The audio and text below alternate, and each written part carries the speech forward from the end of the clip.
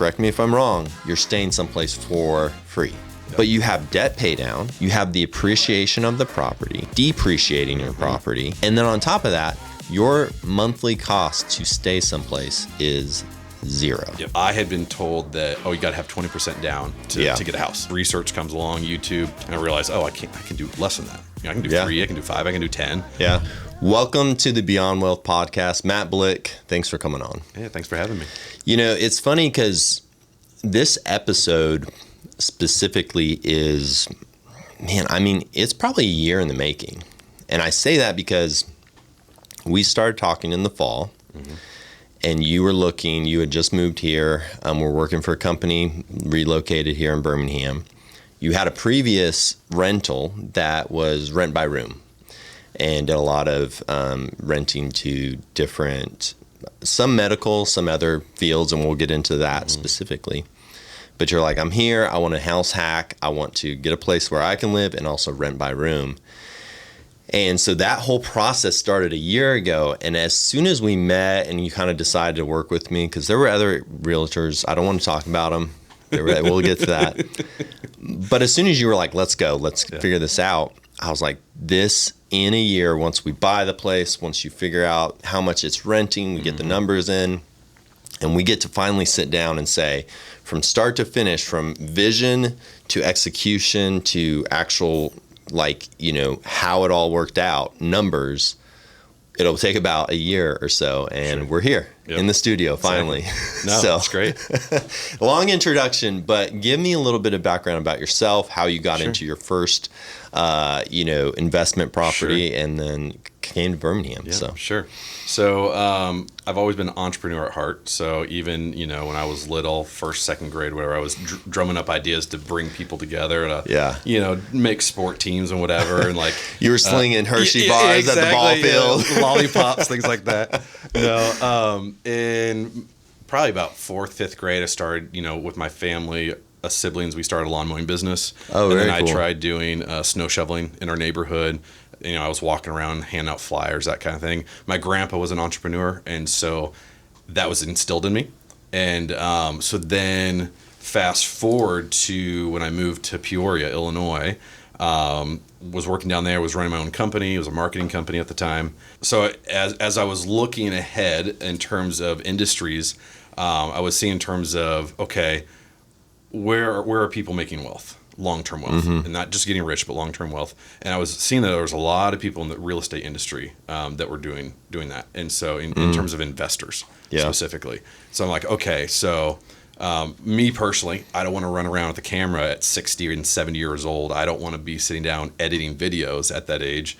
So what do I need to do to change this? And so when 2020 happened and rates drastically went down, I was like, okay, this is the time to jump in. It's an opportunity. And partly it was because for the longest time, you probably hear this a lot, I had been told that, you got to have 20% down to get a house.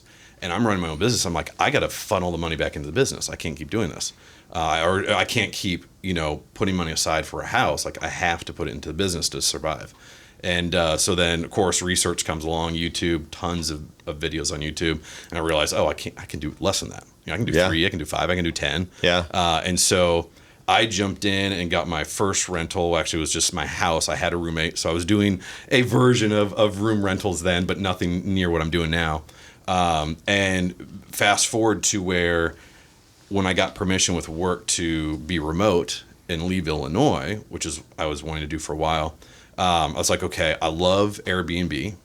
I am fine with long-term renters, but I like just the whole aspect of Airbnb because I travel to different countries. I travel in the U.S., and I love that aspect of being in someone's home or being in a room, and you get to have a unique stay as opposed to just a hotel.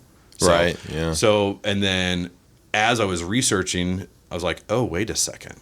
There's this thing called midterm rentals to where you can rent on a 1 to 3 month on average stay.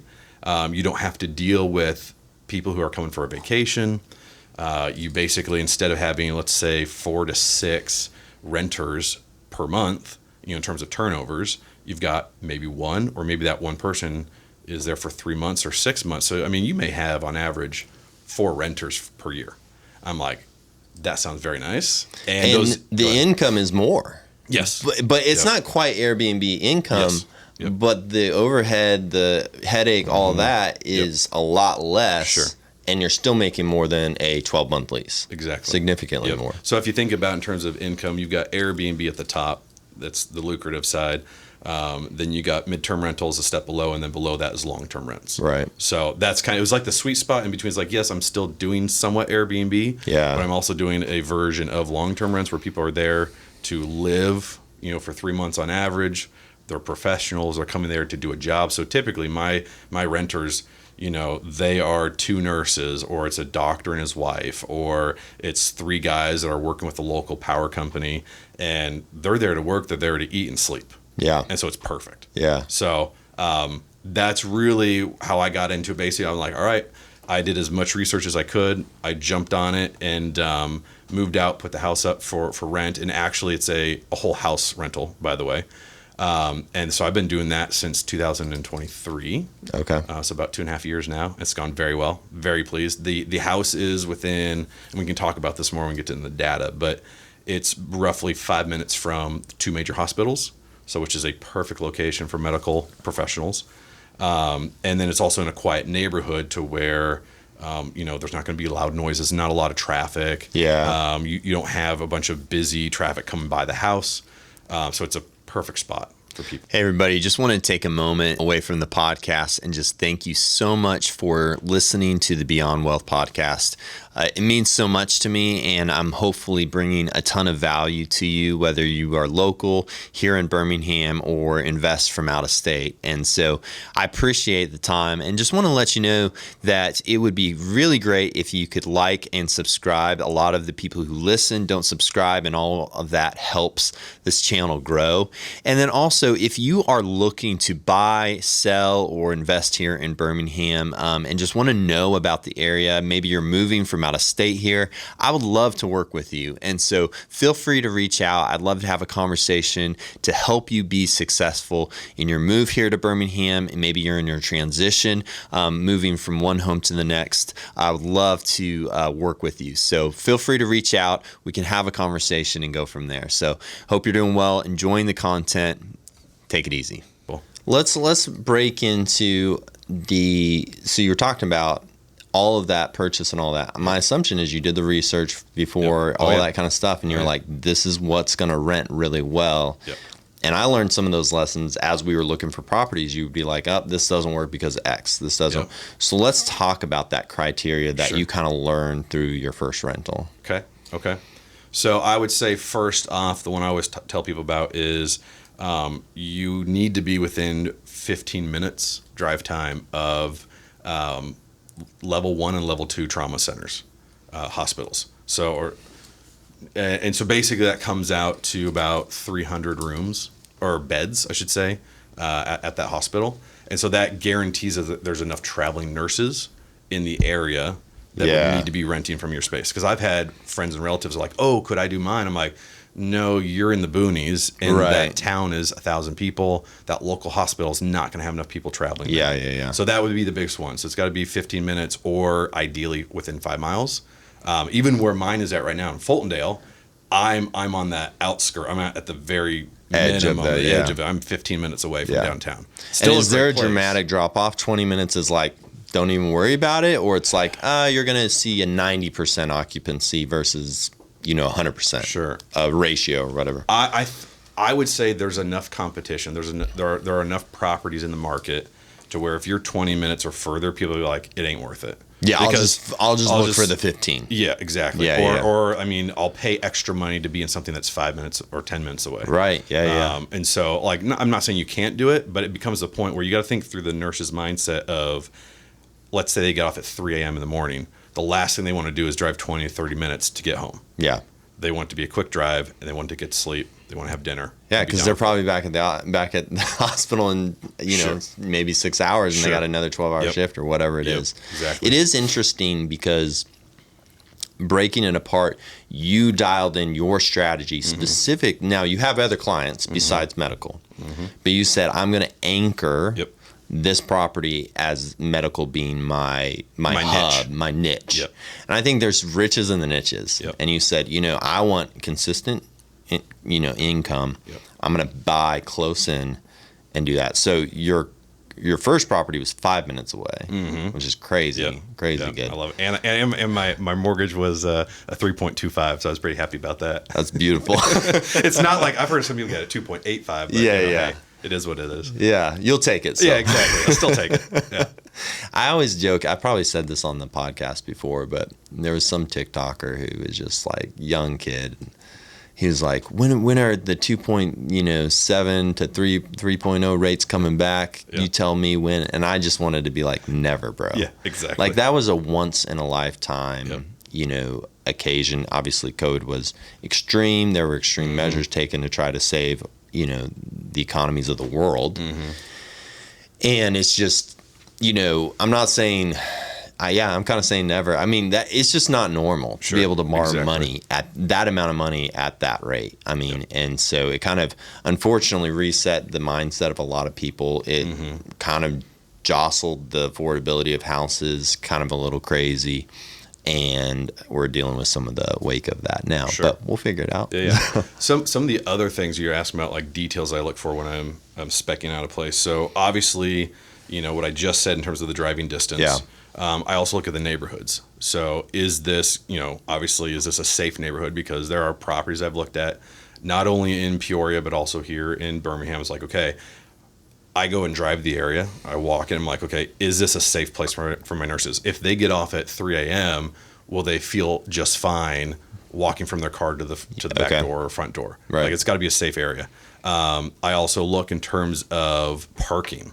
So, that's good. For example, because I told you that one time, we talked about the kitchen and the parking. I'm like, okay, if I'm going to have 3 or 4 people renting rooms, there's got to be enough space for everyone. Like I'm not having people park on the grass. Right. If the street is not safe, or maybe it's just enough for the main thoroughfare and there's no extra space to park on the side of the street, like that's not going to work either. Right. So that parking's another one. And tenants aren't going to be jostling cars. Yeah, it's like, hey, I got to get in. I got to leave at 3 a.m. Yeah, exactly. Let me wake up the guy that's behind me. Yeah, exactly. That's not a good idea. Never works. No. And so then there's that. Another one would be the kitchen. So that is one aspect where I'm limited at my property here in Fultondale. It is a smaller kitchen, so it's cabinet space. You got to think, okay, how do you break down? Okay, you guys get these 2 shelves, you get these 2 shelves, and then we're going to do this differently in the refrigerator. The one thing I've considered is buying a second refrigerator and put in the garage to where, hey, okay, if you have room 1A, you get this refrigerator to yourself. If you have 1B, you get half of the refrigerator upstairs, 1C, the other half. Right. So you got to make sure cabinet space, refrigerator space is key. Because, I mean, if you're coming in and you're renting for 3 months, you're going to buy food to be able to cook on your own sometimes. Yeah. A lot of people, they do pizza, they do box dinners, they microwave, and that's fine. Yeah. But there are people like myself, when I've traveled, like I've done room rents and whatnot, I want to make my own food to save money. Save money and eat healthy, Yes, that too. That is becoming more and more common, is awareness of food and health and all those kinds of things. And so, you can't eat out every day, and unless you're finding really healthy restaurants. Sure. Well, and then, like I said, tough, if the nurse comes in at 3 a.m., what's open at 3 a.m.? Right. Gas stations. Yeah, maybe. So, they got to come home and grab a snack. Yeah. Yep. Okay, so what other aspects about the location or the house specifically? Because there's other elements of like, I can fix this. Like we talked about, all of your curtains have to have blackout curtains. Yep. So you can always put that in. Yes. You can install that. But what are things that cannot be, you have to find in the property and buy? So in terms of going back to your comment of nurses being my niche, so I'll rent to whoever pays, but my main focus is medical professionals, and they need blackout curtains. That's a big thing. They need some type of white noise machine. Not everyone uses it, but so like I have a box fan in every room. If they have their own special white noise machine, that they'll bring it, because that's not very big. So those are 2 big ones. I also realized too, even with the Fultondale property, that everyone needs a dresser drawer. just thinking that, oh, they'll use their suitcase. No, like if they're going to be there for 3 months, they need a dresser. Yeah. To put their clothes in.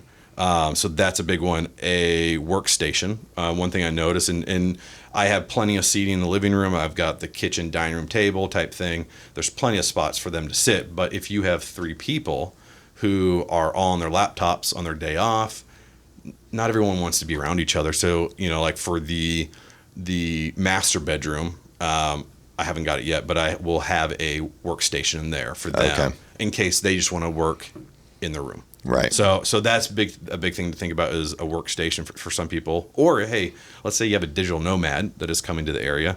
They're going to want to have a place to work from. I have that at my house in Peoria. So I actually have a dedicated workstation. I actually have 2 monitors there if they want to have 2 screens. Oh, nice. So they can plug I had in. extra screens. So I'm like, I'm not taking these with me to Birmingham. So I have that there. I had the extra space. So those would be key. I'm trying to think of what else. Obviously, having good laundry on site. Like, don't skimp out on get the landlord special. Yeah. Like get better quality stuff. It's going to last longer. Typically, knock on wood. Yeah. But also, I think in terms of, and I know I mentioned already, but like sound.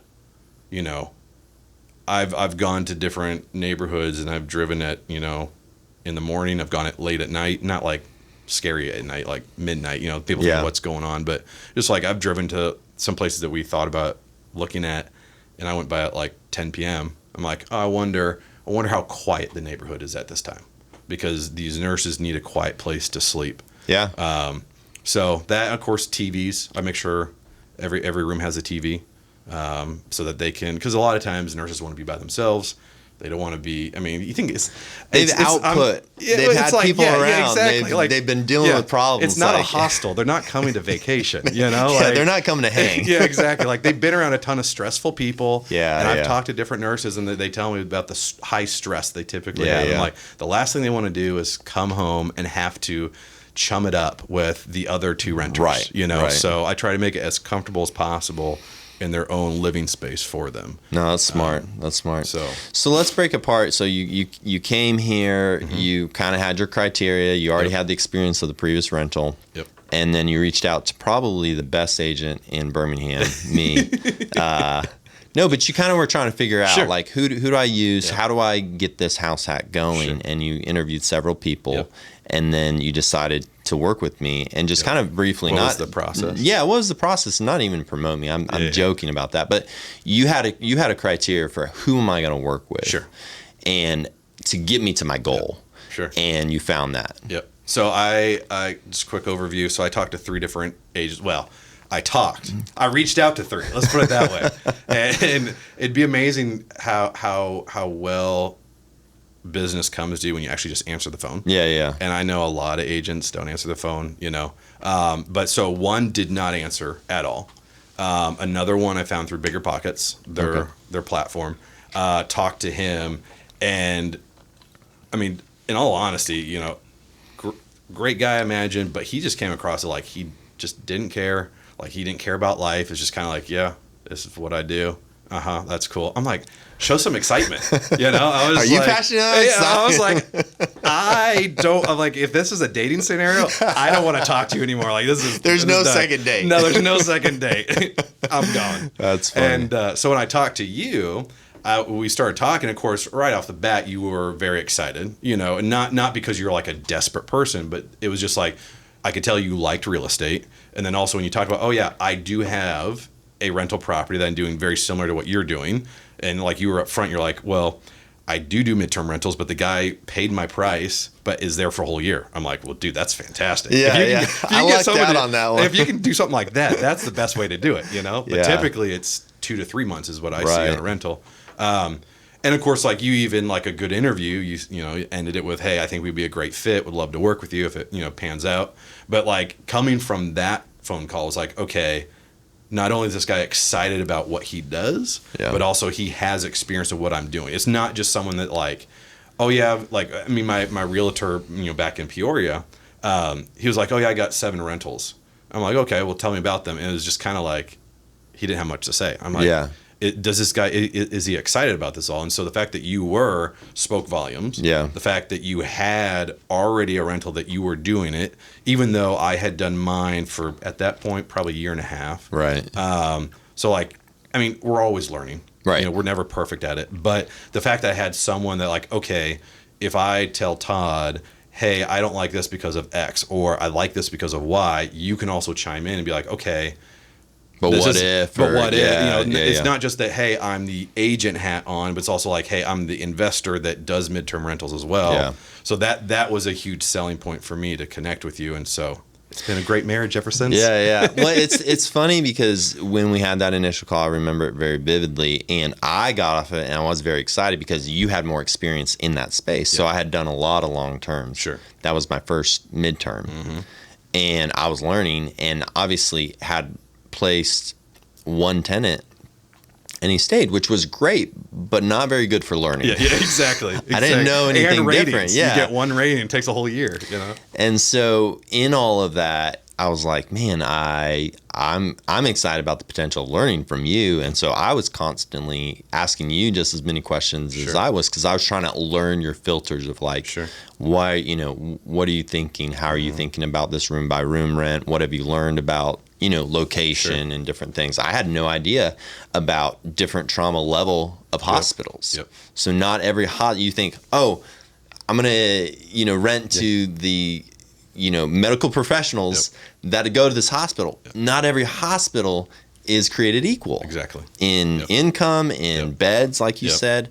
And so to really break down, like, is this hospital going to support, the amount of business that I need? And then also look in the area and like, okay, there's already 40 different rent by rooms or one. Yep. Those are all things that have to be taken into account. So early on, it was a really great, relationship as we move forward.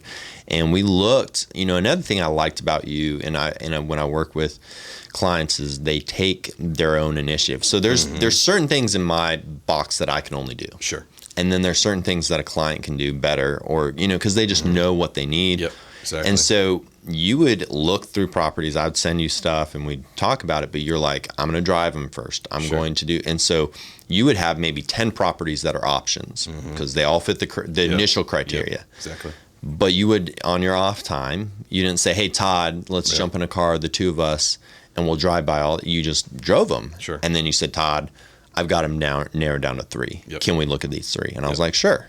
And we go out, we look at those 3.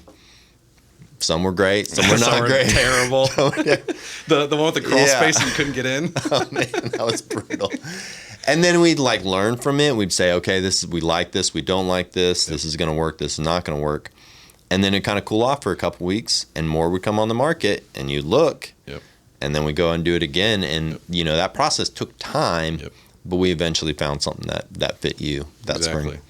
Yeah, and going back, kind of going to that though, another criteria I look for is, obviously rooms, obviously, but I look at it compared to, okay, what is my cash on cash return on this? And so if I can rent each room out, okay, great. I also look for, just like, if you listen to Bigger Pockets or any other podcasting, they always talk to, look for the outliers.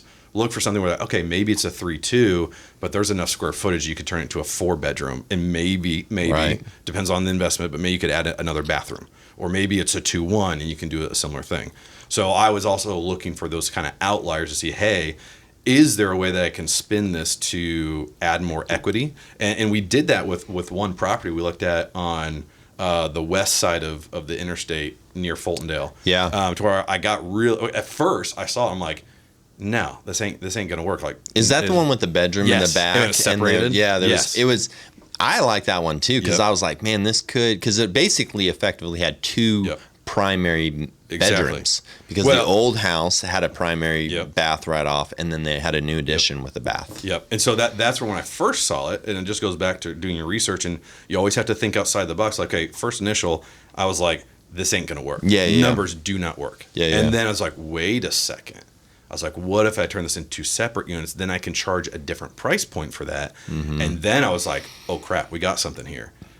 Unfortunately, when we saw the place, it did not fit what I was looking for. But I use that as an example of like there are ways to basically skin the cat that it makes you think differently. You're like, okay, hey, most people are going to look at this as just a one house rental. Right. But if you can think outside the box of, okay, let's do rooms, or maybe we'll do rooms on the one side and then you'll do a one, studio unit rent on the other side. Yeah. I think of that in terms of even like basements. Is there a way there's like a separate entrance?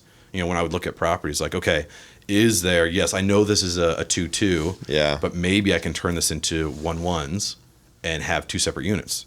It's not too hard to put in a kitchenette. Yeah. In some of the units. So. Yeah, we had talked about, there's a couple where you were already like, oh, can I put a kitchenette? And I was like, I mean, that seems like a big lift, but it actually not that bad. And it made some properties still not quite work, but at least be viable. Sure. So that was an interesting thing to process and think through on that. And I think at the end of the day too, we are in a market, rates are getting, actually this last week they got a little better.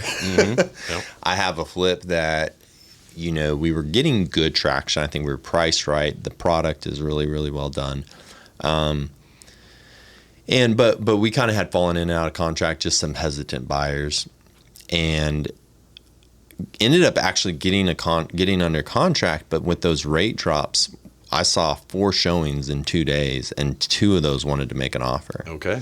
And I was like, sorry, we're already, finalizing a contract. But it was interesting that just even that, I mean, we're kind of floating in between 1/4 and 1/2 a point, depending on what type of loan product you're looking at. Just that little bit makes affordability a lot better, once you're over that 150 range. So, but when you're dealing with these high rates, you have to start to think creatively about the riches and the niches and where you can always invest. But now it becomes like you got to work a little harder than everybody. This last week, I put an offer in on a property in Pinson. I liked it. I'm in more of a, cash flow part of my investing right now. So I was thinking for flip. So I offered 80 because it needed about $50K of work to get it flip level, and lost the house to a 125 bid.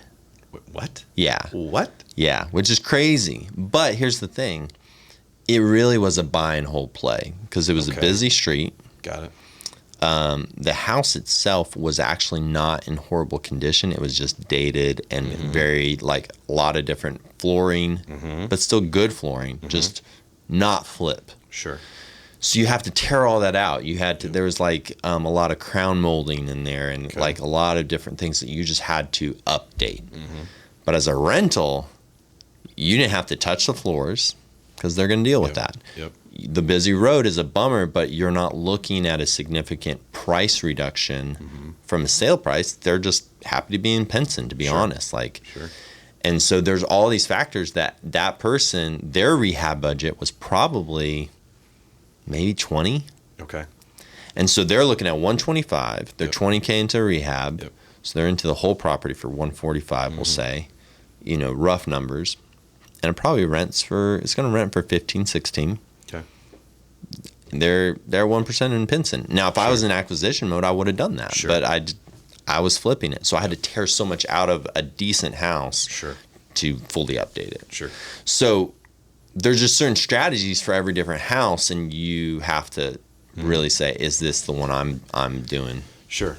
Do you think you could have gotten higher rents if you would have done the upgrades? I think yes, you would have get higher rents, but I don't think they would offset the amount of money into the property. Makes sense. So that is a great question. And I'm just not in, acquisition mode right now. And so I'm just not thinking through that filter. That's not what I need to be doing right now. So, all right. So we have the property, we bought the property, went through the whole negotiation process, had a few different things that went overall pretty well. I think we got some concessions on some of the things that need to be repaired, and that was a benefit. I think we had a $5K concession. No, I think it came out to like $8,200. It was 82. Yeah, okay. altogether. Your notes are better.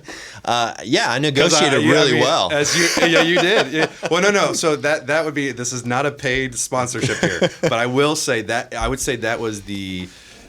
I think that was a shining moment for you that came out in terms of like agents do well in terms of like they show properties and whatever. But I think where you shined was we left that one house. It was like a 1970s. It had touched nothing, and my friend was with me, and you're like, it's 250. Yeah. And I was like, there's no way that the number's going to work with this. I'm going to have to upgrade quite a few things. Like, not going to work. But in the driveway, you said, we started talking about books and whatnot. And you said, oh, yeah, I really love negotiating. And we were talking about a book about negotiations. Yeah.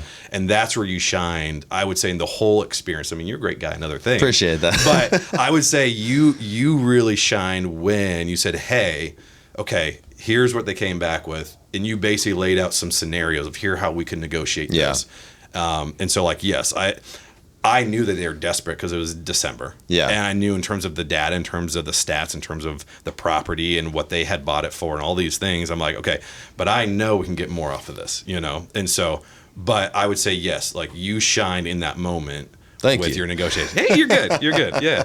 It is. You're always looking for leverage points. Yeah. And it's not do you want to do someone dirty or whatever. No. But at the end of the day, I work for you. Yeah. I work for you, and my job is to get the best price for the best product, make sure your back's covered. And we did pretty well on that, I think, in the acquisition side of it. So we get the property. And then I was like, man, I wish we could get you on the podcast, but we don't have any numbers. So we still held off. And now you've been in the property for a good bit of time. And you have some numbers back. So I want you to walk us through kind of the data points of cash on cash, who's renting, what those incomes, what's the per room. You're not in the primary bedroom. No. Because that makes more money. Exactly. Guy's, you are hardcore. Hey, I was like, might as well, Yeah. And I'm curious, is that different? Like a couple $100? Is it $2? So it depends. I tweak with the numbers, so it depends. All right, so looking at my stats here. So first I'm going to go over like the furnishings. I don't know if anybody cares about this, but we had talked about how much do you factor in for furnishings. Right. So I had budgeted $12 per square foot. Of a house. So that would be another thing I'm looking at in terms of like, here's my numbers. Right. So that would come out to just under $20K, so $19,644. And you were doing stuff like photos. I mean, it wasn't just like, here's a bed. Yeah. Like you didn't overly do it, but you made it feel homey. You stylized it. I saw posts of you all along the way. It's not like you got it set up in a week. Like you were very intentional about making it feel maybe not Airbnb, but also not Midterm. You got to have an experience where people. Well, and to that point, there would be so many properties that I would look at and that I actually considered staying in, and I'm like, no, like you're not getting full rate for a crappy bed and one lamppost. Or one lamp, sorry. And it's just like, no, like I want to give my nurses an experience. One where they come in, not only do they feel welcome and comfortable, but they also feel at home. That I want to give them the best experience possible. It's about them. I hadn't thought about it, but it could be interesting. And I don't know if you've ever had a scenario where a nurse is working with another nurse who may be staying at a different midterm. And their term comes up and they re-up on their contract and they got 3 months and they're like, well, this person loved their place way more. My place has been a horrible experience. I'm going to talk to them because they actually said a couple positive things. Exactly. You could get a nurse from just that referrals. I haven't had that yet, but yes, that is a possibility. So, and I hear people all the time where they'll actually like where they're staying. They'll re-up for another 3 months because like, I don't want to leave. So it's, you have that amazing bonus there. On the furnishings though, so my projected end, so I had it budgeted. My projected was just over 18,000, so 18,169, and then my actual. So this is me. This is the entrepreneur me coming in. Is like, okay, I'm going to buy stuff at Black Friday, Amazon Prime Day. I'm going to go to different Targets to see like what are there clearance racks that they have some product there or whatever. And I actually came out to 13,870. Wow. Okay. So I saved myself 24%. Roughly. That's great. So to me, it's a game. It's like, okay, where can I find what I need, but also save from what the normal, if I wait, like I don't need to buy that couch right now, or I don't need to buy, I can wait a couple of weeks, Some people, they got to furnish the place in 2 weeks and they got to be done. In the end, like you can't do what I do in that regard. But I knew I could hold off a little bit. Right. You know, like I was staying at a friend's house where like, okay, I'll buy as much as I can for Black Friday. I'll house it at his place. He was very nice to let me do that. And so then once I bought the house, I'm like, all right, now we can move stuff in. Right. So I was able to get. So you were even pre-buying stuff before you had purchased the property. Yep. Exactly. So that's how I was able to get down so much. Okay. 24%. Moving on to cash on cash returns. So that was one where I shared my sheet with you that I had that I was always updating. Right. But basically, it came out for me. It was a 3.53%. Okay. Which is not good, but in this market right now. And so I'll give you an idea of my breakdown. So anything that was 0 or negative was obviously a hard no. Right. I'm like, heck no, that ain't gonna happen. Yeah. Like I'll be in debt. 0 to 5% to me was still a no. Mm-hmm. I'm like, unless there's some way to make this really creative, it's still a no. Right. 5% and above was my go zone. Okay. In the past, if you watch YouTube videos, they say, oh, it's got to be 10% or higher.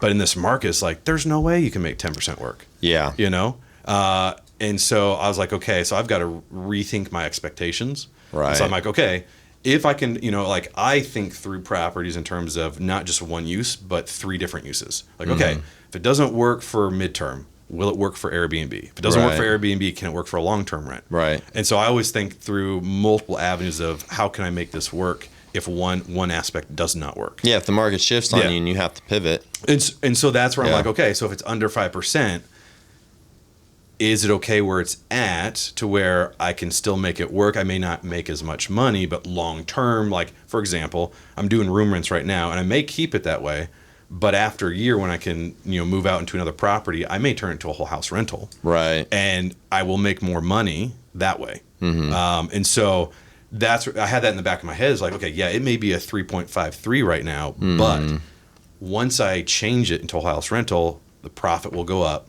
and so that will change my cash on cash return. So you have to think through it in multiple fashions there in terms of what may or may not work. So right, and that's not including your debt pay down. Now I know at the beginning of a mortgage you have mostly interest. Yep. But is that including your debt pay down? So and the equity you're getting from? So it includes my closing costs. It includes my furnishings, and then it also includes my my initial investment into the property. Yep. Right. So in this case, it's 5%. Right. But your cash back in your pocket. Yep. Is just cash in your pocket, correct? Yep. So you're not calculating debt pay down. You're not calculating tax benefits, and you're not calculating. That's true. I see what you mean. Yeah. And you're not calculating the debt pay down, tax benefits, and what was the other thing? I think in terms of what you're getting at. I think in terms of if you ever read Bigger Pockets has a appreciation. Book on, sorry to interrupt. No, you're good. Yeah. Return on equity. So most people think of return on investment. Right. Is it Scott? I can't remember who wrote the book. But basically, his thing is return on equity, which is what you're getting at. Correct. It's not just about the basics. It's also about your appreciation. It's also about your debt pay down. So my focus was going to cash on cash. Cash, and I went to Bigger Pockets algorithm or calculator that they had, and I'd plug in all my numbers and that kind of thing. And I also have a separate spreadsheet that I had built beforehand. That I would just double check on there. Right. But I always preferred Bigger Pockets, and this is not a sponsor for them either, but just like everybody knows about them. And so, so that's where, so it was a 3.53. I was like, oh, I wish I got more. But, I'm like, I was in that phase where it's like, okay, this is the best time to buy. Right. Because it's December. These sellers are desperate. I need a place. It's time for me to move into my own place. It's like I've been with my friend for a while. Like, okay, I don't want to overextend my stay. You know. But then also it was a great turnkey property. It was. That was the other thing too that I didn't mention earlier. Is like I look for turnkey properties. Like, sure, I can buy something and fix it up, but where I was at my stage of life is like, no. My first property, I need to be turnkey. Because I need to start renting it right away. So that was the cash on cash there. Okay. Are you curious at all in terms of my percentages that I do for like CapEx and maintenance? I'm more interested in like what is each room renting. Got it. So we're 15 minutes outside. We're in a good neighborhood. You're getting a room. You're getting a kitchen access. You're getting some space. what am I renting a room for? Sure. With the primary, and then what did the other rooms go for? So I have 3 different tiers. So the master gets the highest amount, obviously, because it has a private bathroom.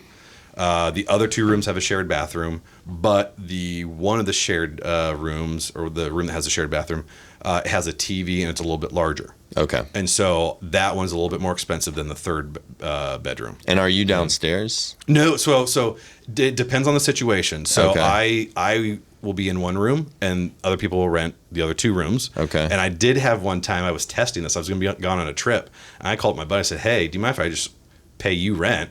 I'll come live with you for a month, right? In my travels as well, and then I'm going to see if I can get a third renter." Yeah, yeah. And so I did that, and I did. Oh, nice. And so I had 3 renters there by themselves. Wow. So just operating like normal. Exactly. I was like, this is great. Yeah. Okay, gotcha. So in terms of the numbers, though, so when I started out, I was noticing that the market in the general area, I was seeing on the high end, and it depends on the season too, by the way. Summertime, you're going to get more. Right. I was seeing 1,100 to 1,200 for a master bedroom. For the primary. With a primary. Then I was seeing a shared bathroom room go for anywhere from like 900, like roughly 900. Yeah. So anywhere from, it bounced between 800 to 1,000. But like that sweet spot was 900 that I was seeing. And so what I did is I started out where I was at like 1,000 to 1,100. Because for me, it was like, hey, I want to get renters in. Yeah. I want to get ratings. Like that's the most important thing to do, because then you can raise your rents as time goes on. Right. So I got to where I'm at 1,200. I recently had someone reach out about 1,500 for the master bedroom. Wow. So I'm like, that's great. You're like, tell me more. Exactly. And also that's on a different platform. It's not Airbnb, so I'm getting the full amount. Airbnb is not taking away their chunk. That's great. Is it so? What platforms, to sidetrack real quick? What are you on? Furnish Finder. Yep. Airbnb? Furnish Finder and Airbnb. Okay. Are my 2 ones. Gotcha. I tried VRBO. It was terrible. Okay. The people were always asking for discounts. They were always reaching out, even though it said it was not available for those dates. Yeah. I'm like, this is a waste of time. Yeah. So I'm like, I'm gonna keep it simple, stupid. Yeah. Just have 2 platforms. Great. So I have that, and then the next bedroom with the TV, I have that. I had that at about 900 to 1,000, and then the smallest bedroom, I had that I had as low as 750. Okay. So I got a couple of people at that price point, and now I've raised it to. I'm now at I've got 15, 12, and 1,000. Okay. Or where we're at price point wise. So. And what's interesting. And by the way, that's where they're at currently. Doesn't mean there's renters right now. Right. So I may change those numbers just so people don't think like, oh man, he's getting those numbers. No. That's just where I have them right now. I'm testing the waters to see. And I think my understanding is December through January, February is pretty dry. Pretty dry. Especially so in Illinois. You're gonna have to really lower prices to be more advantageous than the next person, and hopefully you're filled and they're not. And 800 even if you were to rent, I know you're probably not that low, but even if the primary got rented for 800, 900, that's better than 0. Yep, exactly. Exactly. January rents for 0. So it is a little bit of a game, like gamifying it and stuff. Mm-hmm. That's really interesting. So take me through a little bit of the, you obviously are providing internet, you're providing full water, full electricity. Yep. Did those price points, like lots of showers and all the things, I mean, those kind of ebb and flow too. Like you could have you could have a renter that just loves a long hot shower, and then you're like, electrical and water bill just went up that month, and those are just kind of those things. So do you average those cash on cash over 3 months? Do you do quarterly kind of to look at your quarterly numbers, or you month by month, or how do you do it? So when we were meeting today, a couple days ago, I went through my numbers to see, okay, what was the average? And I replugged it back into my calculator to say, okay, how did it match up? And so that's where I actually did the cash on cash. Yeah. I wanted to have a more accurate number there in terms of, okay, my average for utilities was this. Okay, let's put that in. Right. What about garbage and water and, so. But yeah, so like, to be honest though, like the water you think would be a deal. Right. It's not. Right. Like, okay, it fluctuates between $30 to $70 a month. Yeah. That ain't much. Yeah, it's not going to make or break. No, the electrical side, that's the one that does sway quite a bit. So I'll see that go from, 120 to what was my highest one? 301. Yeah. Was the highest I had recently. But it's the summer months. And we're in the South. Yeah, exactly. Yep. So there's that. So it does fluctuate. The only thing where I would have, and I've seen other hosts do this, where they have a cap on electrical, because one person did catch someone doing crypto mining in their house, and so it spiked the electrical.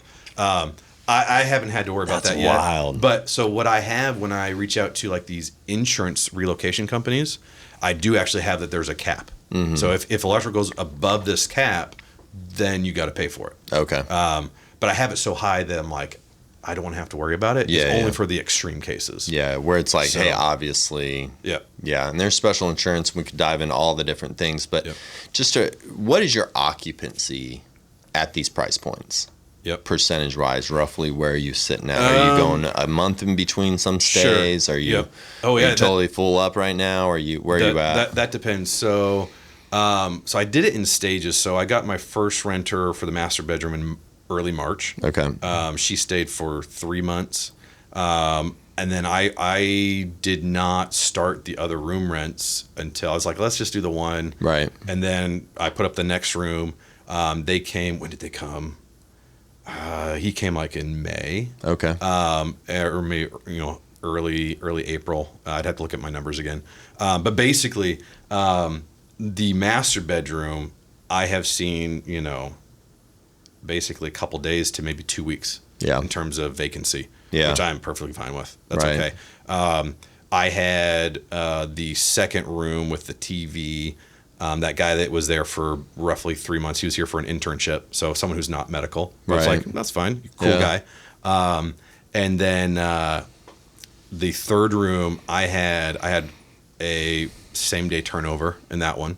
And then a couple days after that. So it's not bad. In August, though, I had friends and family coming through. Okay. And so I basically delisted all the listings. Yeah. And so I didn't have any bookings in August. Now, granted, they owe you a lot of money right now. No. Uncle Tom, I've been waiting for my payment.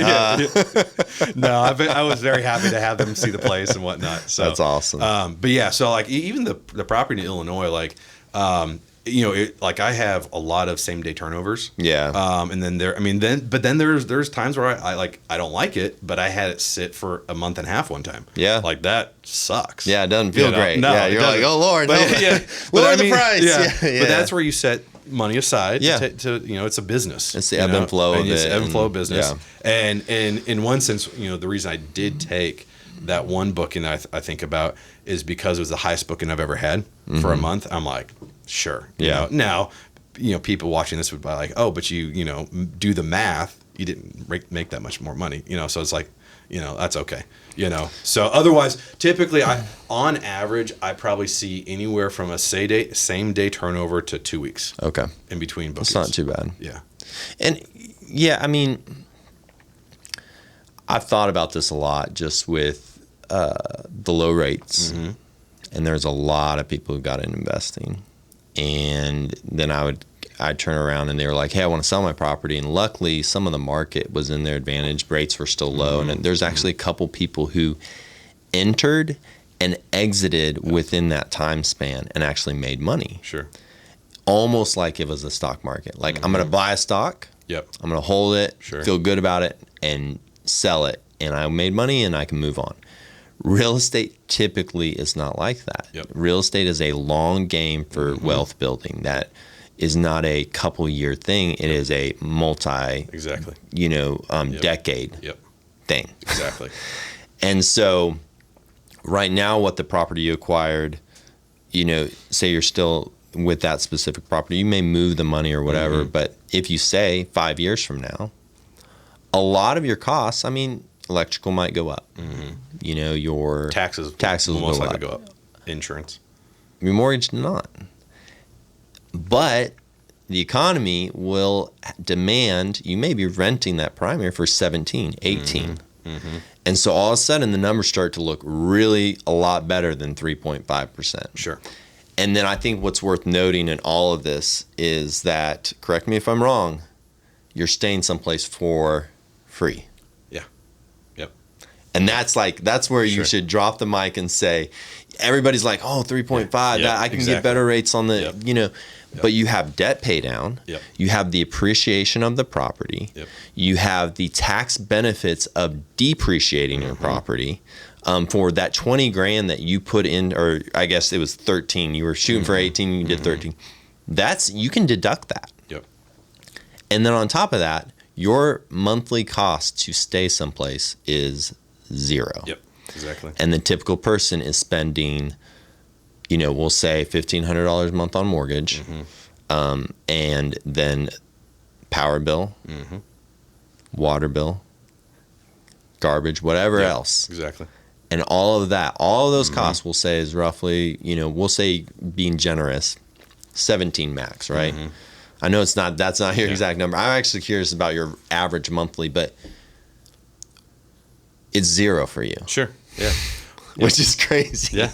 Well, and then you also got to think too, and I know plenty of people that come on your podcast probably talk about this too, but also those expenses that I buy to furnish the place, that's a tax write-off. Right. All the things that I do to fix up the property, that's a tax write-off. Right. So your example of a family that just has their own house, like everything they do for the house, it's not a tax write-off. Right. That's just a normal expense for Right. home ownership.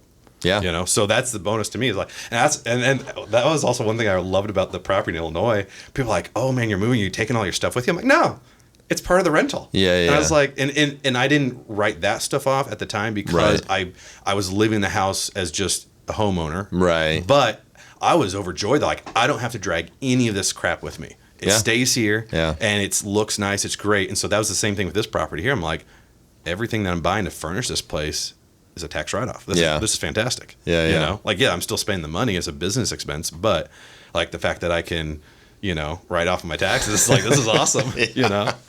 I do want a coffee maker, so it's a tax write-off. That $1,000 coffee maker. Yeah. Before we wrap up, is there any other stat or any other piece of information you were really excited to bring? And, for sure. I think we covered a depth of knowledge on this one. Exactly. I will say to your question though about vacancy. So to give you an idea, my Illinois property, the first year was 18% in terms of vacancy, and then it did jump to 26% the next year. Yeah. But I made more money that year. Oh, okay. I mean, you could do the math and like, okay, you probably about the same. But anyways, just wanted to throw that stat out there. Well, and even the traveling nurse thing, I was talking, actually the people we bought it from, they were nurses. Yep, exactly. And that's probably why they had that property in the first place, but they wanted to relocate to a different side of town. Yep. But they had done the traveling nurse thing for a while. And during COVID, the pricing that they got was astronomical.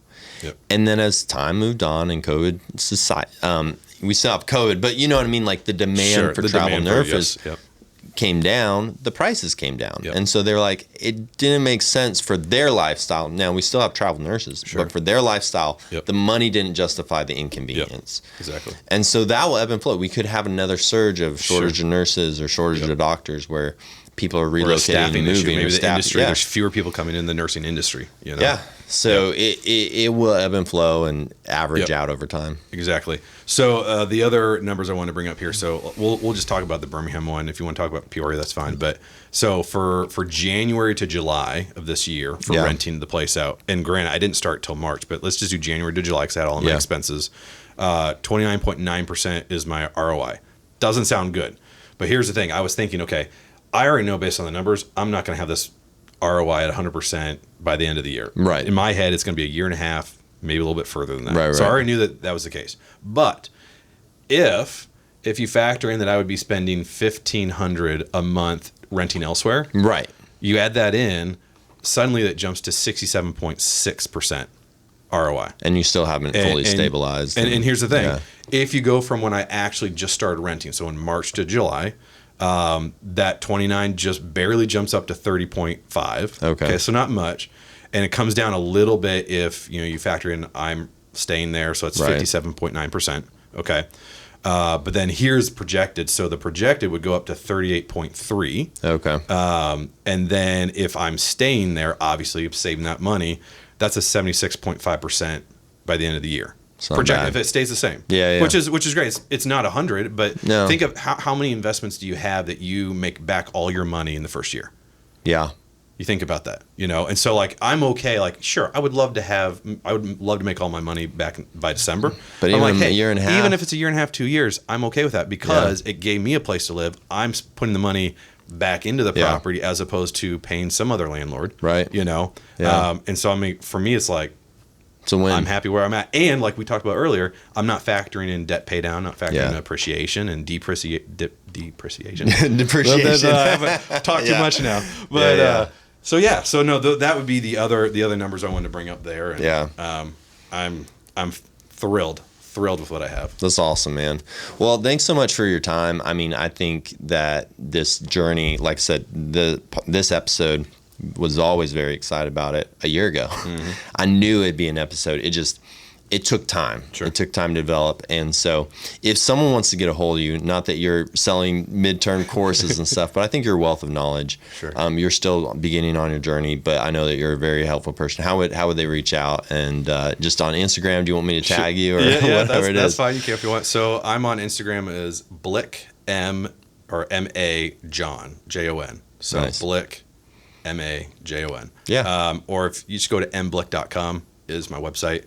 It's nothing real estate on there. It's just like a basic one screen. But yeah, you can find me on there as well. Yeah. Well, I'm sure if there's someone interested that you'd be happy to have a conversation, point them in the right direction. Yep. And, I appreciate you. It's funny, like we transitioned from kind of client, agent relationship to now we're like, we talked so much during that process and we followed up.